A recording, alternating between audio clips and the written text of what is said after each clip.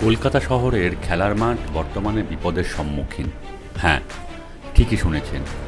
খেলার মাঠগুলি, আমাদের শহরের খেলার মাঠগুলি বর্তমানে বিপদের সম্মুখীন। ক্রমবর্ধমান জনসংখ্যার জন্য বাসস্থান এবং অন্যান্য পরিকাঠামো নির্মাণের কারণে ধীরে ধীরে কিন্তু সংকুচিত হচ্ছে আপনার অঞ্চলের খেলার মাঠগুলি। তবে সবথেকে ভয়ঙ্কর হয়ে উঠেছে জমি মাফিয়ারা।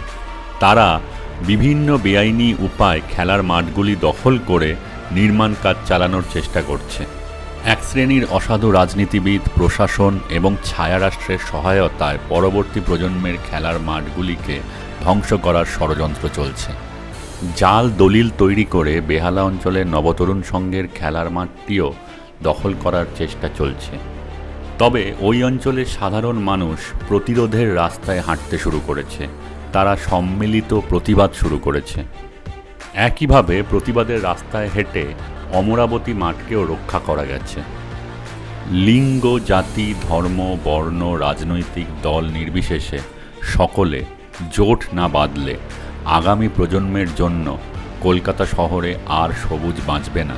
আপনাদের অঞ্চলেও কি শেষ বেঁচে থাকা সবুজটুকু জমি হাঙরদের নজরে পড়েছে? তাহলে কমেন্ট বক্সে জানান। আমরা আপনাদের স্টোরি তুলে ধরব আমাদের চ্যানেলে।